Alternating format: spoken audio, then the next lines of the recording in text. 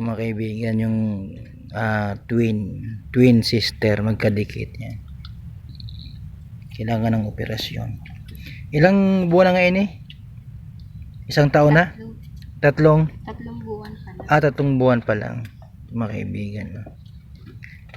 Pares babae, no? Ano pangalan ng isa?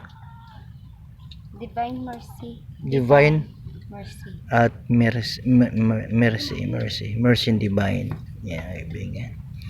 3 months old. Magkadikit ang tiyan. Ito ang nanay ng twin sister na magkadikit. Ate,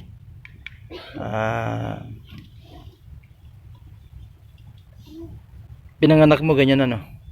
Opo. Hindi inoperahan ka niyan. Kailangan ng pala yan, operasyon Opo. Inooperahan. Mayroon na kayong doktor na nakausap? Wala pa. Wala pa po. Saan pinanganak yung anak mo? Sa ospital? Opo, sa provincial. Anong sabi ng doktor? Sabi po ng doktor, mauoperahan naman daw. Maoperahan daw. Pira nga po ang wala. Perang wala. Ito mga kaibigan. Di araw-araw may gatas siyang iniinom. Saka diaper.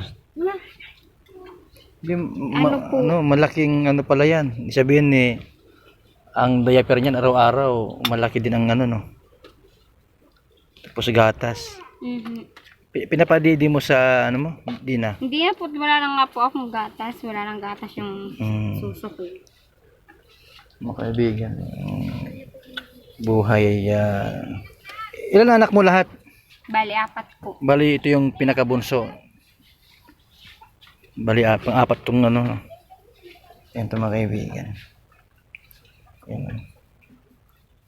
Ate, Pasko ngayon, ano ang sakaling yung tawag dito? Wish ba yun? Tanungan yung gusto mo pagka ngayong Christmas, ate. Ano ang wish mo? Yung iyak si Bilin. Mga kaibigan. Bakit? Anong hiling mo? Isa lang naman po ang hiling ko, ang mapa-opera po yung anak ko. At nahihirapan na po ang anak ko. Lagi na lang po nakasahig ng paghiga. Mga kaibigan. Meron ka bang cellphone number na pwede tawagan?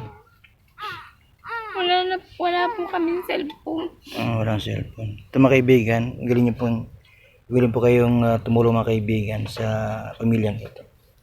Ang asawa niyo po, ano po trabaho? Wala na nga po. Minsan pa extra sa dagat, yun lang.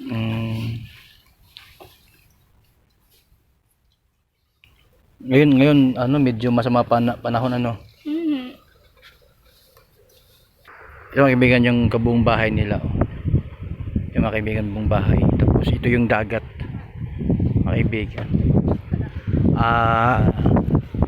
Malakas ang alon. Kaya yung asawa nito mga kaibigan, pa-extra po sa kanila nga. Ito yung buong bahay nila mga kaibigan. Ito minsan mga kaibigan. At nakapagbigay po tayo ng konting tulong tulad ng gatas, diaper at ilang pera mga kaibigan. Ngayon po after 1 month dito ulit ako sa bahay.